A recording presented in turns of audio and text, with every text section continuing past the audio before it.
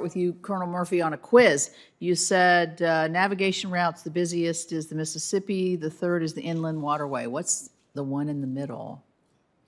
Senator, it's Ohio River. I was hoping you would say that. It just happens to run right along the western border of my state. Major General Graham, thank you. This is the second time we've gotten to work together, so this is great. I'm going to say something that we talked about pre-disaster mitigation and how important that is and it's interesting to hear my colleagues talk about these really flash rain that just sort of sits, and that was our last flood in 2016. It was very devastating, as you know. But what we hear from our local partners sometimes, and even FEMA in some sense, and I'm not laying blame here, is that sometimes the processes to get help are so daggone complicated. And so you've got an opportunity through the climate program that you said you wrote that has 5 different aspects to it, to, I think, really streamline some of these.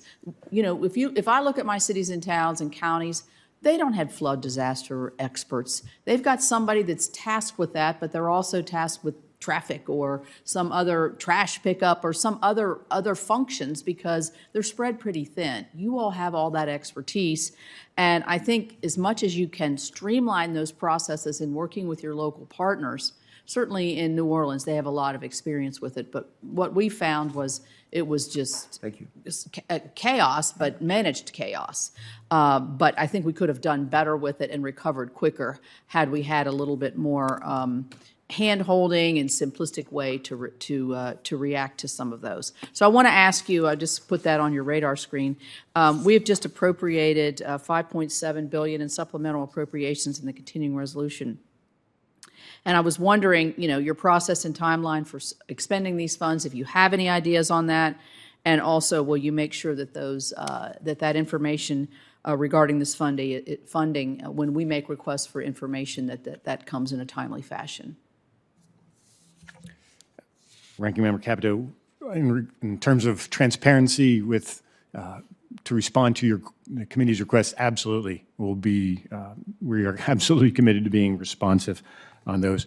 To the timeline on getting that $5.71 billion that we just received at work for the American people, we're working on that right now. We're looking at the investigation projects, the construction projects. Certainly we're looking at the Mississippi River projects and the O&M work that we've got. And our goal is to, as with any of the disaster supplementals, is to get that work delivered as fast as we possibly can. Mm-hmm. What's the timeline stretch on those dollars? Do you know? Ma'am, I don't know. We'll get that answer back to your team. Okay, thank you.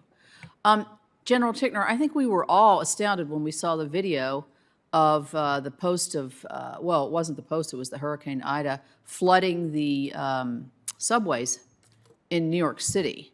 I think it was something we hadn't really ever anticipated. What do you attribute that to? Was there something, again, here that a pre-disaster could have been better performed to be able to mitigate that? Because we saw, obviously, as the Colonel said, the pre-disaster that we did in response to Katrina actually prevented a lot more damage in Ida. So what do you see in the Northeast in terms of very unlikely places to see pictures like that? Well, Ranking Member Capito, I appreciate that question. And as an engineer, we all watched what happened in New York City. We don't really have a project there that takes care of that. But what happened was a large amount of rain fell in a very short period of time, record levels, and their storm water system, the drains, couldn't handle it. So the roads turned into rivers, and water went to the lowest point, many of which was a basement. There were a lot of rescues that happened in the basement.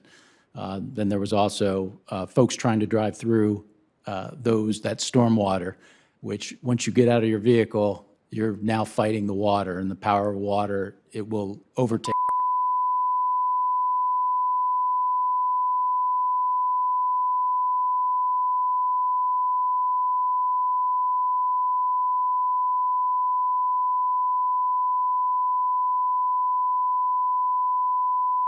Flash flood, where we're not putting in a project, it's about education and letting people know this risk is out there don't go into the water. Regretfully, some people lived, in the basements, and hopefully that problem is being corrected where they have a way out. Well, I would say that the bill that we passed, the Safe Drinking Water, Wastewater, and then was incorporated into the BEC in terms of trying to manage or trying to modernize some of these old storm systems. I don't know how old New York City's storm system is, but I would imagine it's in excess probably of 100 years. Certainly we have systems that old in our state, and then to try to manage that. So this is where I think if we do on the front end what we know to be have fallacies on the back end, we're going to end up saving money, saving lives, saving property.